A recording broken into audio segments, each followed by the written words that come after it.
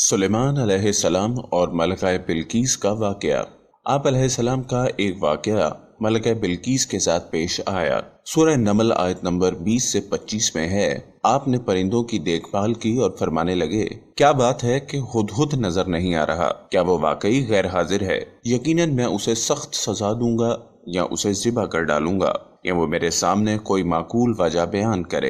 कुछ ज्यादा देर न गुजरी कि उसने आकर कहा, मैं एक ऐसी खबर लाया हूँ कि आपको उसकी खबर ही नहीं, और मैं सबा की एक सच्ची खबर आपके पास लाया हूँ। मैंने देखा है कि उनके बादशाह एक औरत है जिसे हर किस्म की चीज से कुछ न कुछ दिया गया है और उसका तख्त भी बड़ा अजीम है। मैंने उसे और उसकी कौम को अल्लाह ताला को छोड़कर सूरज को सजदा करते पाया है। शैतान ने उनके काम मुज़य्यन करके उन्हें दिखाकर सीधे रास्ते से हटा दिया है।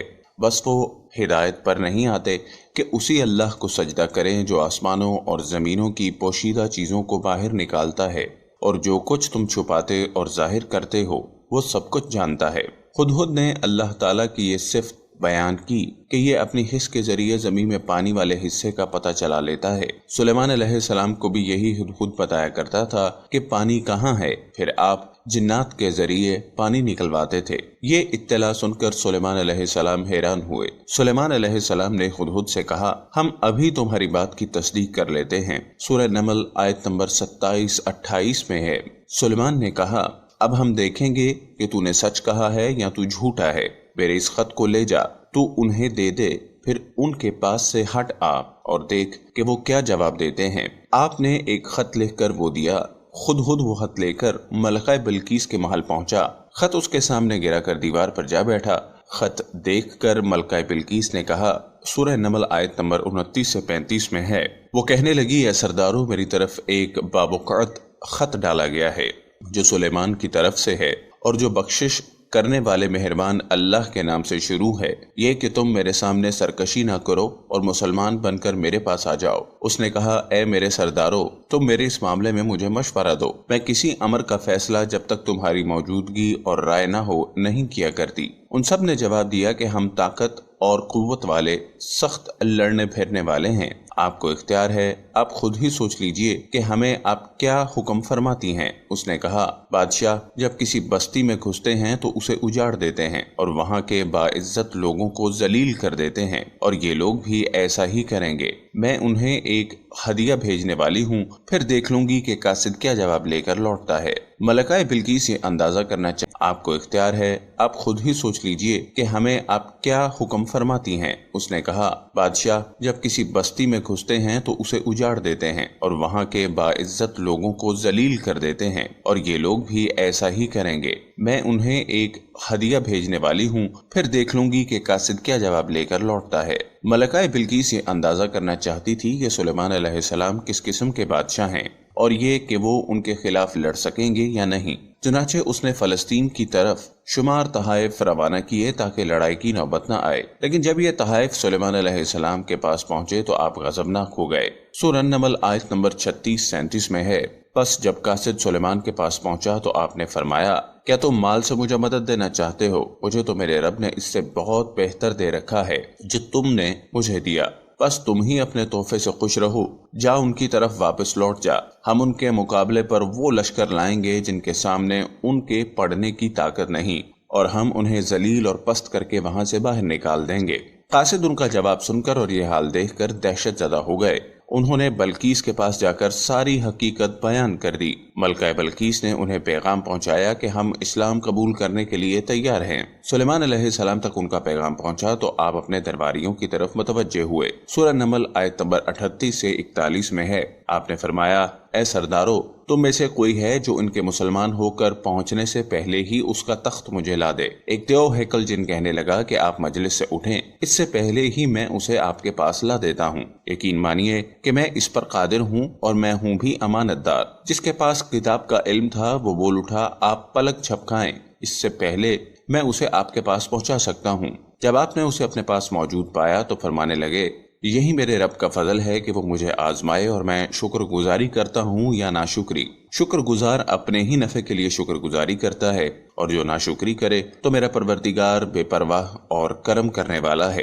حکم دیا کہ اس کے تخت کی صورت بدل دو تاکہ معلوم ہو جائے کہ یہ راہ پا لیتی ہے یا ان میں سے ہوتی ہے جو راہ نہیں پاتے۔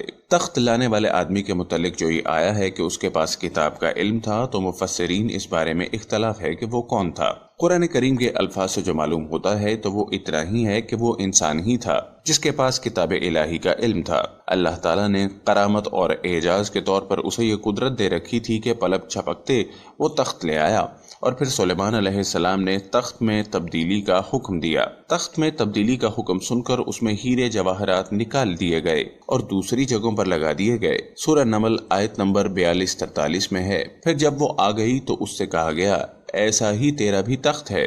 اس نے جواب دیا تھی کہ پلک جھپکتے وہ تخت لے آیا، اور پھر سلیمان علیہ السلام نے تخت میں تبدیلی کا حکم دیا۔ تخت میں تبدیلی کا حکم سن کر اس میں ہیرے جواہرات نکال دیے گئے اور دوسری جگہوں پر لگا دیے گئے۔ سورہ نمل آیت نمبر 42-43 میں ہے۔ پھر جب وہ آ گئی تو اس سے کہا گیا، ایسا ہی تیرا بھی تخت ہے؟ اس نے جواب دیا کہ گویا یہ وہی ہے، ہمیں اس سے پہلے ہی علم دے دیا گیا تھا اور ہم مسلمان تھے۔ اسے انہوں نے روک رکھا تھا کہ جن کو وہ اللہ کو چھوڑ کر پرستش کیا کرتی تھی، یقیناً وہ لوگ کافروں میں سے تھے۔ اب سلیمان علیہ السلام کی ملکہ بلقیس سے گفتگو شروع ہوئی۔ پھر وہ اسے تخت کے پاس لے آئے۔ پھر اس سے پوچھا، کیا تیرا تخت بھی اسی طرح کا ہے؟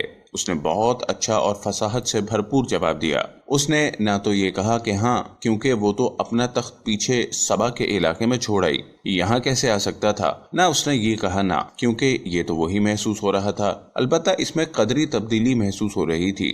اس نے عجیب جملے میں جواب دیا کہ یہ وہی لگتا ہے۔ سلیمان علیہ السلام یہ جواب سن کر حیران ہوئے۔ اب آپ نے اسے اپنی سلطنت کا غلبہ دکھانے کے لیے ایسا منظر دکھایا جو کسی بشر نے آج تک نہیں دیکھا۔ حضرت سلیمان علیہ السلام ملکہ بلقیس کو ایک محل میں لے گئے۔ یہ مکمل طور پر شیشے کا تھا، اس سے دوسری طرف دیکھا جا سکتا تھا۔ فرش بھی شیشے کا تھا، شیشے کے نیچے پانی چھوڑا گیا تھا، پانی چلتا رہتا تھا۔ آپ اسے لیے اندر داخل ہوئے تو وہ بہت حیران ہوئی کہ محل میں پانی بہہ رہا ہے۔ اس نے اپنا لباس کچھ اوپر کر لیا کہ بھیگ نہ جائے۔ اس نے اپنا پاؤں پانی پر رکھنا چاہا تو وہ شیشے پر پڑا، اور زیادہ حیران ہوئی اور شرمندہ بھی کہ دھوکہ کھا گئی، اور یہ سب کچھ جنات کے ذریعے تیار کرایا گیا تھا۔ سورہ نمل آیت نمبر 44 میں اللہ تعالیٰ فرماتے ہیں، اس سے کہا گیا کہ محل میں چلی چلو، جسے دیکھ کر یہ سمجھ کر کہ یہ حوض ہے اس نے اپنی پنڈلیاں کھول دیں۔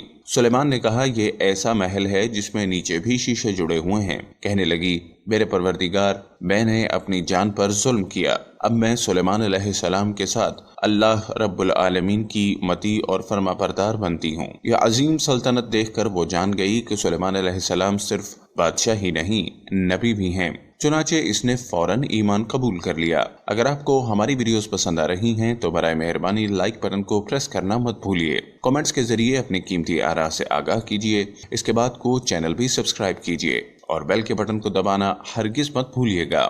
دوستو، ہمارے چینل کی نشریات اللہ تعالیٰ کے احکامات، انبیاء کرام کے واقعات، حضور صلی اللہ علیہ وآلہ وسلم اور اصحابہ کرام کی زندگی کے واقعات، اولیاء کرام کی زندگی کے واقعات، سبق آموز واقعات، اللہ تعالیٰ کے احکامات کو پورے کرنے کے فضائل